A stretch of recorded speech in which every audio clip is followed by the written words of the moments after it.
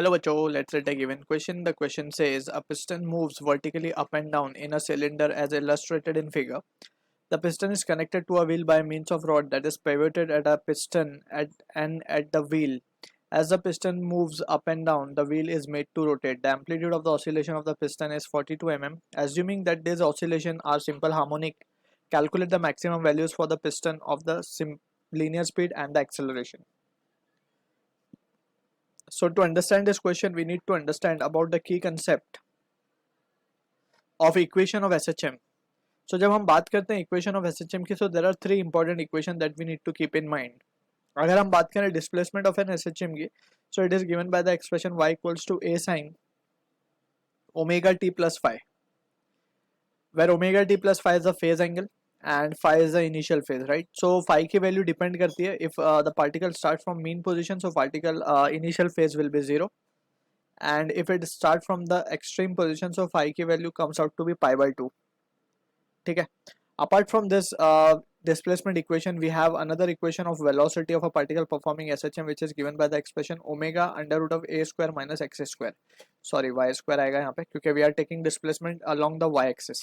So यहाँ पे अगर हम consider करें, let's say this is the path on which the particle is performing SHM. ये है उसकी mean position and these are the two extreme position, y equals to plus a and y equals to minus a.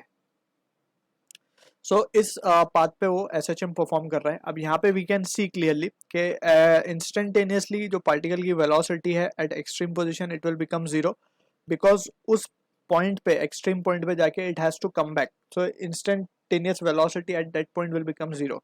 अब velocity जो है वो maximum हो जाती है at mean position, right? So this is the mean position where velocity of the particle becomes maximum, लेकिन वहाँ पे डिस्प्लेसमेंट क्या हो रहा है? जीरो हो रहा है.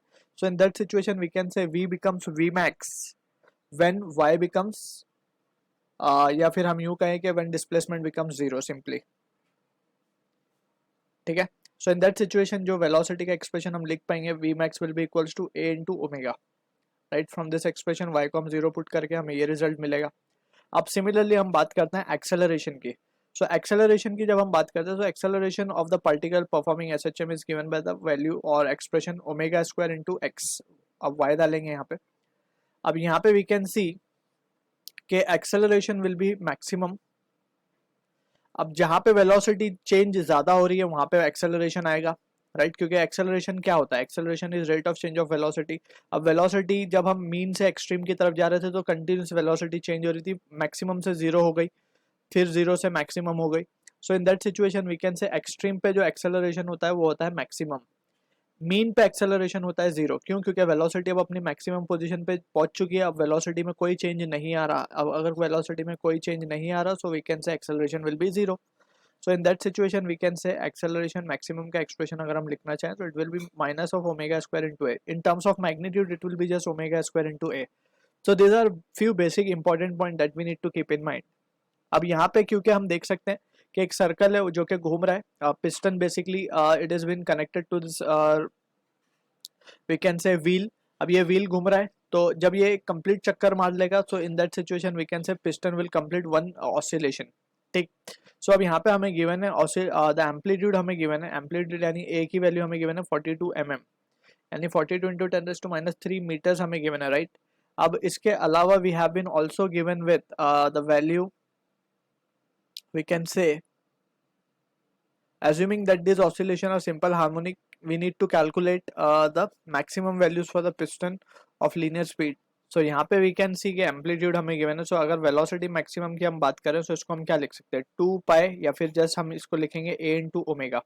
अब ओमेगा के लिए हमें फ्रीक्वेंसी की पता होनी चाहिए. तो frequency which is not been given in the question, so हम जस्ट इसको 2 पाई एन लिख के इंटू ए कर देंगे. That is A we have been given is 42 into 2 into pi की value 3.14 into the frequency. Just we will keep it as it is. And यहाँ से हमें Vmax की जो वैल्यू मिलेगी वो मिलेगी 84 इंटू 3.14 एंड यहाँ पे 10⁻³ भी है. सो ये आ जाएगा रिजल्ट हमारे पास 0.263 n.